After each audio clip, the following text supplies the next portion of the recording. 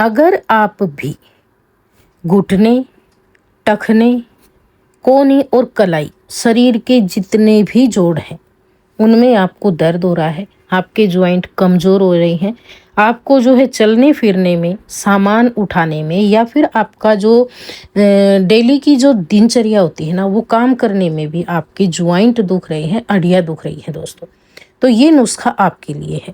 अगर किसी के जॉइंट कमज़ोर हो जाते हैं या शरीर में हड्डियाँ जो है कमज़ोर पड़ जाती हैं, तो हम थोड़ा सा काम करते हैं ना, तो हम थकते बहुत जल्दी हैं दोस्तों, थकान होने लगती है, हाथ पैर दुखने लगते हैं, चलना फिरना या रोज़ाना का जो हमारा खुद का भी काम होता है ना, वो करना भी मुश्किल हो जाता है।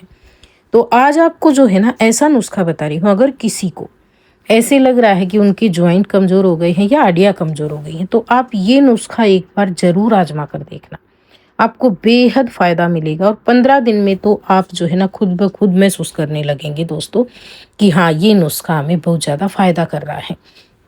अब जैसा कि गर्मियों की शुरुआत हो गई है, मौसम एकदम से जो है बदल रहा है दोस्तों, सर्दियों से गर्मियाँ आनी स्टार्ट हो गई है।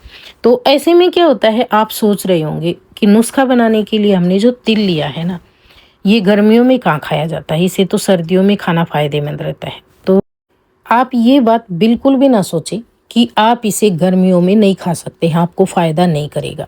सर्दियों में तो ये चीज़ें फ़ायदा करती ही करती हैं दोस्तों, लेकिन आप इन्हें गर्मियों में भी खा सकते हो, क्योंकि इसका जो खाने का तरीका होता है ना, सर्दियों में आप इसे अलग तरीके से खाना पसंद करेंगे और खाते होंगे। गर्मियों में आप इसे अलग तरीके से खा सकते हो और बिल्कुल आपको फ़ायदा करेगा और बिल्कुल भी ये गर्म नहीं करेगा दोस्तों।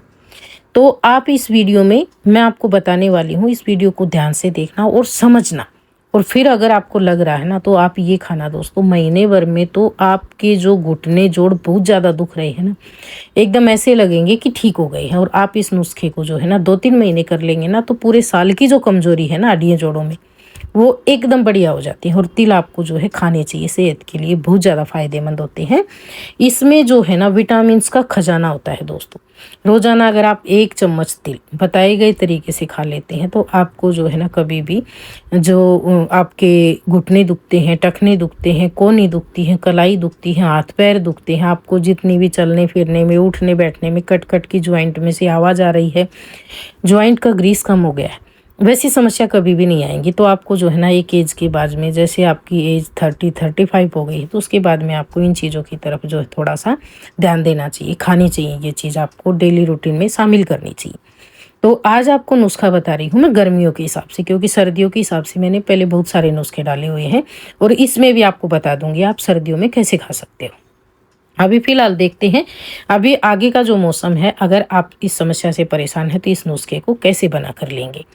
आपने लिया है यहाँ पे सफ़ेद तिल, सफ़ेद तिल को अच्छे से बीन लेना दोस्तों। इसमें कई बार बारीक बारीक जो है कंकड़ आ जाते हैं, रेत मिट्टी आ जाती है, तो इसमें जो है ना हल्की फुल्की रेत मिट्टी होती है, तो कोई बात नहीं, आप इस नुस्खे को ऐसे बनाएंगे तो वो निकल जाएगी, लेकिन हाँ कंकड़ है वो जो है चुगना ज़रूरी होता है। इसको बीन लेना अच्छे से और उसके बाद में एक जार में भर के रख लेना।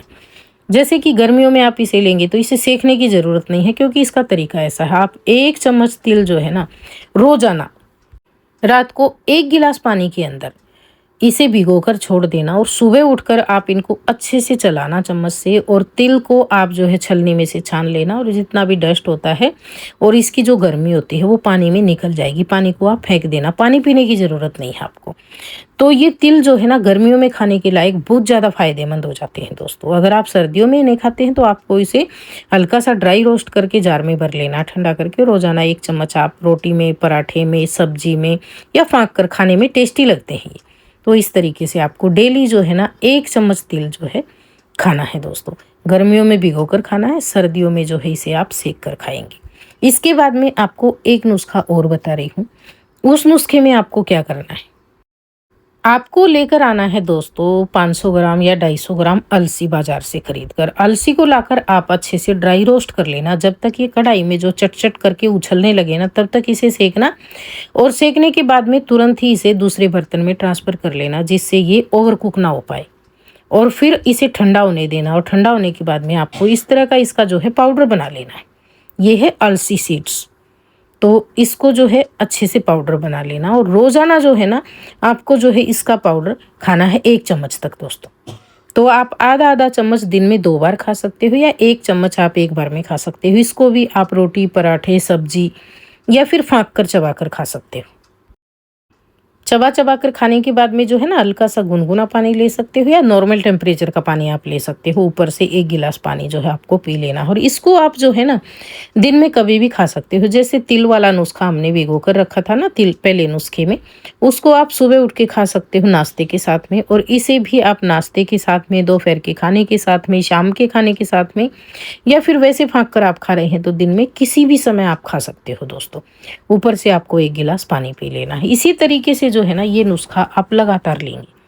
लगातार मीन्स कम से कम महीना भर आप लेंगे ना इसे, तो आपको इसके बेस्ट रिजल्ट मिलने लगेंगे। लेकिन फिर भी आप इसे बंद ना करना दोस्तों, इसे 3-4 महीने लगातार लेना। जैसे आगे बहुत ज़्यादा गर्मियाँ आएंगी ना, तो गर्मियों में आप जो है ना अलसी को भी तिल के जैसे ही भिगो कर ले सकते हो। अभी महीना भर आप इसका पाउडर बना कर ले लें। उसके बाद में अलसी को जो है आप 1 चम्मच रोजाना तिल जैसे भिगोएंगे ना, उसी के साथ में भी भिगो सकते हो आप, और अलग भी भिगो सकते हो, क्योंकि पानी दोनों का फेंक देना है आपको। और अलसी तो क्या है, अलसी थोड़ी सी जो है ना भिगोने के बाद में जो है ना चिकनी सी हो जाती है, गाढ़ा सा पेस्ट सा हो जाता है, इसके अंदर चिकनाई सी आ जाती है। तो आप इसे अलग अलग भिगो देना, क्योंकि तिल का पानी तो आपको पूरा फेंक देना है, और अलसी जो है पूरी तरह से इसका जेल सा बन जाता है ना, तो वो अच्छे से छानने में नहीं आती है। तो कोई बात नहीं है, आप उसे भिगो कर वैसे भी चम्मच से खा सकते हो। तो उससे क्या होता है, इसकी जो तासीर होती है ना वो पलट जाती है, गर्म तासीर रहती है वो गर्म नहीं करती है फिर। और एक आपको क्या करना है, तिल का तेल लाकर रख लेना है दोस्तों। जिनको भी ज्वाइंट में दर्द है, घुटनों में दर्द है, तो हल्के हाथों से रोजाना तिल के तेल से आपको घुटनों में मसाज करनी है। कोनी कलाई में है तो कोनी कलाई पे करनी है, पैरों में है तो पैरों में, हाथों में दर्द है तो आपके हाथों में आपको हल्की हल्की तेल की मसाज रात को एक बार करवा कर और सो जाना है दोस्तों। सुबह आप उठेंगे तो आपके ज्वाइंट एकदम आपको हल्के फुल्के और फ्री लगेंगे, आप आसानी से उठेंगे। जो सुबह क्या होता है, रात भर जब हम आराम करते हैं ना, सुबह उठ के चलते हैं, तो ज्वाइंट जिनके दुखते हैं उनको बहुत ज़्यादा परेशानी होती है सुबह सुबह। तो धीरे धीरे करके आप अपनी परेशानी से छुटकारा पा लेंगे। और जब भी जैसे सर्दियाँ आती है ना, तो हमें सर्दियों में जो है ना इस तरह के जो गर्म तासीर वाली चीज़ें होती है ना, वो नुस्खे आजमाने चाहिए। उसमें आपको ज़्यादा झंझट करने की ज़रूरत नहीं रहती है, आसानी से आजमा सकते हो। और अभी क्या है, आप जो तिल ले रहे हैं, अलसी ले रहे हैं, उसे भिगोने की आपको ज़रूरत पड़ेगी, ज़्यादा गर्मियाँ होंगी आगे तब दोस्तों। और इस नुस्खे को आप जो आजमाएंगे तो आपको बेहद फ़ायदा मिलेगा। इसके साथ साथ जिनको ज़्यादा समस्या हो रही है ना, डॉक्टर की राय लेकर, और आप जो है ना वाइटामिन की जो टेबलेट वगैरह होती है ना, वो आप ले सकते हो। उससे और जल्दी आपको जो है जो फ़ायदा मिलेगा। जब भी आप नुस्खे आजमाने लगे तो इनके ऊपर आपको पानी भरपूर मात्रा में पीना है, पानी की कमी आपको नहीं रखनी। कई बार पानी की कमी से भी बहुत सारी समस्याएं होती हैं। तो ये था हमारा आज का नुस्खा। अगर आपको पसंद आया हो तो प्लीज़ वीडियो को लाइक शेयर कमेंट, और चैनल पे पहली बार आए तो सब्सक्राइब कर ले। वीडियो देखने के लिए धन्यवाद।